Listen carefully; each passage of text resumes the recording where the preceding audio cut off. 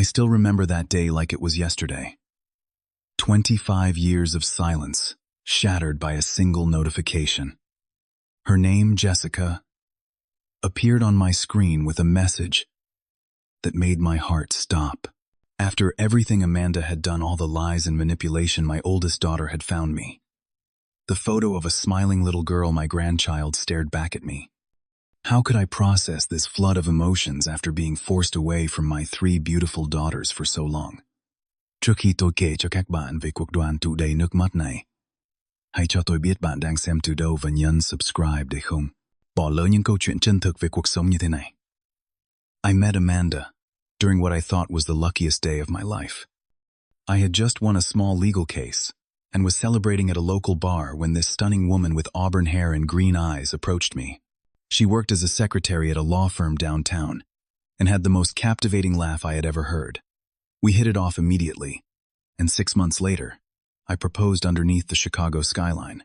She said yes before I could even finish my rehearsed speech. Our wedding was perfect, just like the first few years of our marriage. We moved into a cozy suburban home with a white picket fence and a backyard large enough for our future children to play in. Amanda wanted a big family, and I was more than happy to oblige. Within 5 years, we had 3 beautiful daughters, Jessica, Emma, and Lily. Jessica was our firstborn and had her mother's eyes and my analytical mind. Even at 12, she could solve puzzles faster than most adults. Emma, our middle child at 8, was the artist of the family. Her drawings covered our refrigerator and hallway walls. And little Lily, just 5, was the sweetest soul who would pick flowers for strangers just to see them smile. My job as a software engineer allowed us to live comfortably, but required frequent business trips. I hated being away from my girls, but made sure to video call them every night and bring back special souvenirs from each city I visited. I treasured those weekend homecomings when all 3 would race to the door shouting "Daddy" at the top of their lungs while Amanda watched with what I thought was love in her eyes. But around the time Jessica turned 12, things began to change. Amanda became distant. At first, I chalked it up to the natural stresses of raising 3 active girls. Our conversations grew shorter, and physical affection became rare. When I tried to discuss it, she would brush me off, saying she was just tired. I started noticing other changes too. Amanda began taking the girls out more frequently when I was away. She said they were visiting her sister in Milwaukee, but when I called one evening, I could hear unfamiliar voices in the background. When questioned, she became defensive, accusing me of not trusting her. Then came the parties. Amanda never used to be a social butterfly, but suddenly our home became the neighborhood hotspot whenever I was on a business trip. Our neighbor Ted mentioned a gathering with a man in uniform when I returned from Boston. When I asked Amanda about it, she laughed it off, saying it was just a small get-together with friends from her book club. The most concerning change was in Jessica. My once affectionate daughter started avoiding our daddy-daughter movie nights. She seemed uncomfortable around me, flinching when I hugged her. When I asked if everything was okay, she would mumble something about homework and retreat to her room. I tried talking to Amanda about it, but she assured me it was just teenage hormones and that all girls go through this phase. Despite my growing unease, I trusted my wife. We had built this beautiful life together, and I could not imagine her betraying that. I convinced myself it was just a rough patch, that all marriages hit bumps along the way. I promised myself I would work harder, take fewer business trips, and reconnect with Amanda and my girls. That resolution lasted until the day I found the text messages. I had borrowed Amanda's phone to call mine, which I had misplaced somewhere in the house. A notification popped up from someone named Ryan with a blue heart emoji. Something about the message seemed off, so I opened it. What I found destroyed my world. 8 months of explicit conversations between my wife and a man named Ryan Thompson, an officer with the local police department. Photos I could never unsee. Plans to meet at our home while I was away. Discussions about their future together. Worse still were the messages about me mocking my trust, calling me naive and clueless. With shaking hands, I confronted Amanda that evening, after the girls went to bed. I expected tears, apologies, or at least shame. Instead, her face hardened as she turned the blame on me. "You are never here, Jeremiah," she spat. "Do you know how lonely it gets? Ryan actually listens to me. He makes me feel appreciated, desired. When was the last time you even noticed me?" I stood there stunned by her audacity. I had built my entire life around providing for our family, making sure our daughters wanted for nothing. Yes, my job required travel, but I called every night, brought home most of my earnings, and spent every free moment with them. "I want marriage counseling," I said, still believing we could salvage what we had built. "This does not have to end our family." Amanda laughed coldly. "There is nothing to counsel. Ryan understands me in ways you never could. Maybe if you had paid more attention, you would have noticed how unhappy I have been." That night, sleeping in the guest room, I uncovered more painful truths. Amanda had not been discreet. Ryan had been coming to our home regularly during my absences. He had sat at my dinner table, slept in my bed, and played with my daughters. Some neighbors knew but kept quiet, out of misplaced respect for Amanda. The next morning, I contacted a divorce attorney. He advised gathering evidence of the affair, which would help with custody arrangements. I took screenshots of the text messages and spoke with neighbors who had witnessed Ryan visiting our home. I was determined to protect my daughters from the fallout of Amanda's betrayal. When Amanda realized I was serious about divorce, her demeanor changed drastically. Suddenly, she was the loving wife again, tearfully apologizing, swearing she would end things with Ryan. She claimed she had made a terrible mistake and begged for another chance for our family. Her abrupt change felt calculated rather than genuine. But I could not put my finger on why. The truth revealed itself one Tuesday evening. I had just returned from meeting with my divorce attorney when I found Amanda crying in our living room with Ryan standing beside her in his full police uniform. His hand rested on her shoulder in a gesture of comfort that seemed rehearsed. Amanda looked up at me with red-rimmed eyes. "Jeremiah," she said in a trembling voice that did not quite match her steady gaze. "Officer Thompson is here because we need to discuss something serious." Ryan straightened up his badge, catching the light. "As a police officer, I have a legal obligation to report suspected child abuse," he said with practiced authority. "Mrs. Williams has brought some concerning behavior to my attention." I stood frozen, unable to process what was happening. Child abuse. What was he talking about? "Amanda tells me you have been inappropriate with your daughters." Ryan continued, his tone professional, but eyes gleaming with something darker. "Jessica has confirmed these allegations." The room spun around me. This could not be happening. I had would never harm my children in any way. Before I could formulate a response, Amanda gestured toward the hallway, where Jessica stood, eyes downcast, looking smaller than her 12 years. "Tell him what you told us, sweetie," Amanda prompted gently.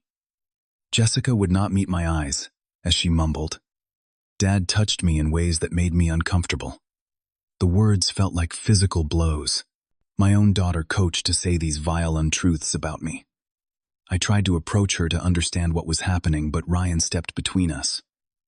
"I think that is enough for now," he said firmly. "Jessica has been through enough trauma." I turned to Amanda in disbelief. "You know this is a lie. How could you do this?" Her response chilled me to the bone. "It does not matter what I know, Jeremiah. What matters is what people will believe. Ryan has influence in the department. If we file an official report, your life is over. You will lose your job, go to prison, and never see your daughters again." The trap became crystal clear. This was their leverage to ensure I walked away quietly. When I tried to protest my innocence, Ryan stepped closer, intimidation radiating from his uniformed presence. "Let me be clear," he said in a low voice. "Sexual abuse allegations against a father are taken very seriously. Even if you are eventually cleared, the investigation alone will destroy you. Everyone will remember the accusations, not the verdict. Your daughters will be subjected to invasive questioning and examinations. Is that what you want for them?" I felt physically ill, As the full scope of their scheme became apparent, Amanda laid out her terms with clinical precision. I would leave, immediately agree to her full custody demands, provide child support, and never attempt to contact my daughters again. In return, they would not file the police report. When I asked about visitation rights, Amanda laughed. Did you not hear me? No contact means no contact. If you try to see them or fight this in court, Ryan will personally make sure the abuse allegations become an official investigation. Desperate, I begged to at least say goodbye to Emma and Lily, who were upstairs, unaware that their world was being shattered by their mother's cruelty. That would not be appropriate given the circumstances, Ryan said with mock concern. Better for them to make a clean break. I looked at Jessica standing there with her mother's hand on her shoulder and saw confusion and fear in her eyes. What had they told her? To make her participate in this charade? How had they manipulated my child into becoming a weapon against me? I had no choice. Fighting would mean subjecting my daughters to a traumatic investigation based on false accusations. Even if I eventually proved my innocence, the damage to their young psyches would be done. The justice system, which should have protected us all, was being wielded as a threat by the very persons sworn to uphold it. That night, with a police officer watching, I packed a single suitcase of belongings.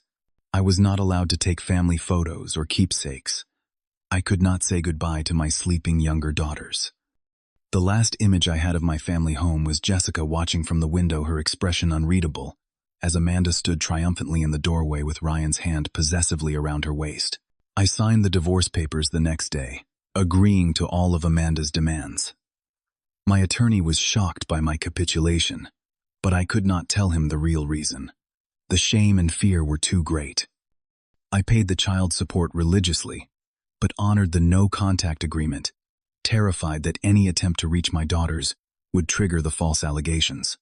As I drove across state lines that night, leaving behind everything I had ever loved, I wondered if my daughters would grow up believing I had abandoned them willingly, or worse, that I had actually committed the heinous acts I was accused of. The thought was almost too painful to bear. The years that followed were the darkest of my life. I moved to Portland, Oregon, as far from Chicago as my broken spirit could take me. I rented a small, sparsely furnished apartment and took a job at a tech startup that did not ask too many questions about my sudden availability. Most nights I would sit on my balcony looking at the stars and wonder if my girls were seeing the same constellations. Depression became my constant companion. I lost weight, rarely slept, and found no joy in activities I once loved. My coworkers probably thought I was just intensely focused on work, but in reality, I was hiding from a pain too immense to process. When well-meaning new friends asked about my family, I would say simply that I was divorced with no children. The lie hurt less than the truth. 6 months into my self-imposed exile, I found a support group for men falsely accused of abuse. Listening to their stories, I realized I was not alone.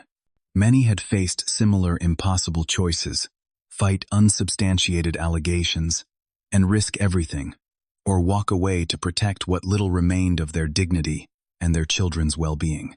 Through the group, I met David Marshall, a retired attorney who specialized in defending the wrongfully accused. David helped me understand that I had been a victim of what he called system abuse, where someone uses the mechanisms designed to protect vulnerable people as weapons to control and punish others. With David's guidance, I began to keep records. I documented every child support payment. I saved copies of all communication with Amanda's attorney. I wrote down memories of my life with my daughters before everything fell apart, afraid that time would erode these precious recollections. Though I had no immediate plan to use this information, David insisted it was important to maintain a paper trail. I tried legal channels to establish some form of contact with my daughters. However, Amanda was always one step ahead. Each time my attorney located them, they would move. She changed their school records, used her maiden name, and essentially erased any trail that might lead back to me. The family court system, overwhelmed and underfunded, could not keep up with her evasive maneuvers. To survive, I poured myself into my career. The tech industry boom of the early 2000s provided ample opportunity for advancement, and I climbed the corporate ladder with single-minded focus. Money could not fill the void my daughters left, but professional success gave me something to cling to when grief threatened to pull me under. 12 years after leaving Chicago, I had become a senior software architect at a major tech firm. My colleagues respected me, and my work was fulfilling, but I returned each night to an empty house. I dated occasionally, but could never bring myself to fully trust again. How could I explain to a potential partner that I had 3 daughters somewhere, who believed I had either abandoned them or done something unforgivable? Through the years, I maintained a distant, one-sided connection to my children through social media. I created accounts under a different name just to catch glimpses of their lives through public posts. Jessica graduated high school with honors. Emma performed in a regional dance competition. Lily won a science fair. I saved every photo I could find, creating a digital shrine to the childhood moments I had been forced to miss. One day, while conducting one of my periodic searches, I discovered Amanda had married Ryan. They posted happy family photos portraying him as the devoted stepfather who had raised my girls as his own. The comments from friends and family praised his generosity in taking on another man's children, with pointed references to the previous father's failures. Reading these lies, knowing I could not defend myself without risking contact, was excruciating. As my daughters entered adulthood, I wondered if they would seek me out. I had maintained the same email address and phone number for years, hoping they might remember and reach out when they were old enough to understand. But the years passed, with no contact. I assumed Amanda and Ryan had poisoned them so thoroughly against me that they had no desire to reconnect with the father they believed had abandoned them. Then, 25 years after that fateful night, on an ordinary Tuesday in October, a Facebook message notification changed everything. "Dad, it is Jessica. We need to talk. I know the truth about what happened." Attached was a photo of a smiling little girl, about 5 years old, with Jessica's eyes and my mother's smile. The message continued, "This is Harper, your granddaughter. She wants to meet her grandfather." My hands shook so badly, I could barely type a reply. 25 years of silence broken by 12 words that contained more hope than I had allowed myself to feel in decades. Jessica's response came quickly. Mom confessed everything before she died of cancer 2 years ago. She told us how she and Ryan threatened you, how they coached me to lie. Ryan killed himself last year after being investigated for corruption. Emma, Lily, and I have been trying to find you ever since. Please tell me you are willing to see us." The emotions that cascaded through me defied description. Relief that my daughters finally knew the truth. Rage at the years stolen from us. Grief for the cancer that had taken Amanda before she could be held accountable. Vindication that Ryan had finally faced consequences, albeit for different crimes. And overwhelming, tearful joy at the prospect of reuniting with my girls, now women with lives of their own. Yes, I wrote back my vision blurred by tears. I have been waiting for this moment for 25 years. 1 week later, I sat in a coffee shop in downtown Chicago, my heart pounding as I watched the door. When it opened, and a tall woman with familiar green eyes walked in, I knew immediately it was Jessica. Behind her trailed a small girl with bouncing curls and a curious expression. My daughter, my granddaughter. Jessica spotted me and froze momentarily before rushing forward. I stood on unsteady legs as she embraced me, both of us sobbing without shame. Around us, other patrons pretended not to notice our emotional reunion, but I was beyond caring what anyone thought. "Dad, I am so sorry," Jessica whispered against my shoulder.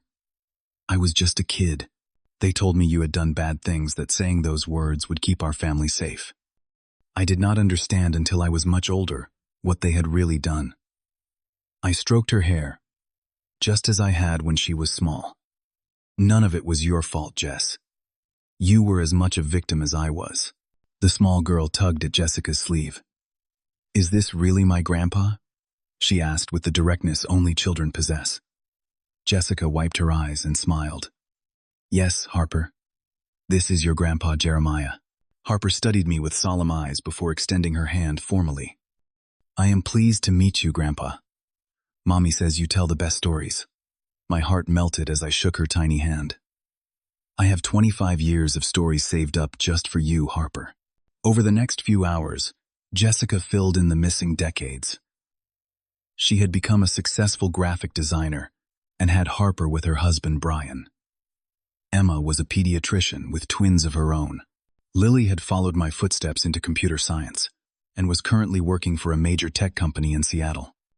Life with Amanda and Ryan had not been the happy family portrayed on social media. Ryan's controlling behavior extended to all of them, and Amanda had grown increasingly bitter as the years passed. They had moved frequently, which I now understood was to avoid my attempts to locate them. The girls were told I wanted nothing to do with them, that I had chosen a new life over being their father. Jessica explained how Amanda's deathbed confession had shattered their understanding of their childhood. With Ryan spiraling into alcoholism after Amanda's death, they began piecing together the truth, finding old documents and photos Amanda had hidden away. 2 days later, I met Emma and Lily at Jessica's home. The moment I saw my 2 younger daughters, now beautiful, accomplished women, the years of separation seemed to collapse. Emma had my smile, Lily my determined chin. We cried, laughed, and talked until our voices grew hoarse. The process of reconciliation was not simple. 25 years of absence left wounds that could not be healed in a single meeting. We agreed to family therapy to navigate our complicated emotions. There was anger mixed with the joy, grief tangled with relief. But there was also a fierce determination, from all of us, to reclaim what had been stolen. I moved back to Chicago 3 months later to be closer to my daughters and grandchildren. Harper began calling me Grandpa immediately, with the easy acceptance of childhood. Emma's twins, Jacob and Sophie, were more reserved but gradually warmed to my presence in their lives. Lily, who had struggled most with abandonment issues, took longest to trust me completely. But our shared interest in technology gave us common ground to rebuild our relationship. Through patience and persistent love, we created a new family narrative, not one that erased the painful past, but one that acknowledged it, while refusing to let it define our future. I learned that the best revenge against those who tried to destroy us was to find happiness despite their cruelty. Today, 5 years after our reunion, I am surrounded by the family I thought was lost forever. We gather for Sunday dinners, celebrate holidays together, and make up for lost time with camping trips and game nights. Harper sits on my lap as I teach her to play chess, just as I once taught Jessica. Emma's children show me their science projects. Lily calls for technical advice when she is stuck on a coding problem. If you are watching this and struggling with your own family trauma, remember that truth has a way of eventually coming to light. The journey to healing is rarely straightforward, but it is always worth pursuing. Have you experienced a family reconciliation that changed your life? Comment below and share your story. If this resonated with you, please hit that like button and subscribe to hear more stories of healing and redemption. Thank you for listening to my journey from devastation to restoration. I wish you peace on your own path to wholeness.